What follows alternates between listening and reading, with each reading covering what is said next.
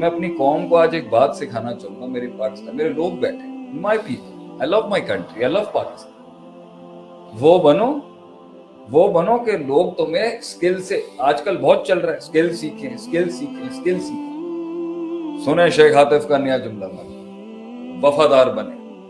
ایک سردار آپ کو اپنی سرداری ضرور دے گا. آج ہم نے لوگوں نے کہا نا بھائی جاب کم کرو, جاب چھوڑو, اسکلز کرو, بزنس کرو, انٹرپرینور بنو, خود باس بنو.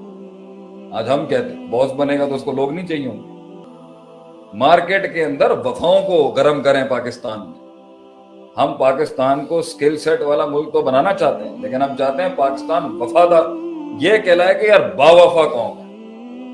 دوستی بھی کرتے ہیں تو ٹکا کے کرتے ہیں, چائے پلاتے ہیں تو بھی بڑی ٹکا کے چائے پلاتے ہیں لوگ. یہ تو ہے. باوفا نیشن بنائے آپ. دس سوسائٹی, ہماری سوسائٹی کے سرکل کے اندر یہ ہو گیا بس ہوس آ چکی. ہوس کی ویلیو ہے, ٹوپی ڈرامے کی ویلیو ہے. میں بات کو یہاں سے یہاں گول چکر کر کے کچھ 4 پیسے کماؤں. اس سے دونوں ایسپیکٹس کا گند پتا چلتا ہے. یعنی اوپر والے کو بھی وفا نہیں چاہیے, تو اس کا مطلب ہے ٹاپ مینجمنٹ کی لیڈرشپ بھی ہماری کتنی کھوکھلی ہو چکی ہے.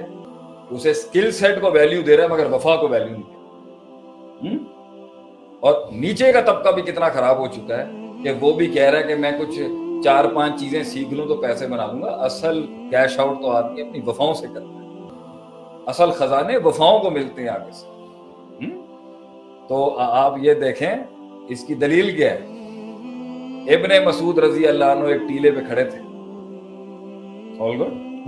ایک ٹیلے پہ تھے یا درخت پہ تھے, تو ان کی پتلی ٹانگیں دیکھ کے کسی نے کہا تھا یار یہ تو بڑی پتلی ٹانگیں ہیں ابن مسعود رضی اللہ عنہ. پتہ ہے کیا جواب دیا تھا آپ سے؟ اس کی پتلی ٹانگوں پہ مت جانا. ہیں عادل صاحب, اس کی پتلی ٹانگوں پہ مت جانا. احد پہاڑ والی بات کی تھی. جی. اس کے علم کا جو وزن ہے نا وہ احد پہاڑ سے بھی زیادہ, اور اس کی وفاؤں کا وزن بھی احد پہاڑ سے زیادہ. نبی صلی اللہ علیہ وسلم کی جماعت وفاؤں کی جماعت تھی.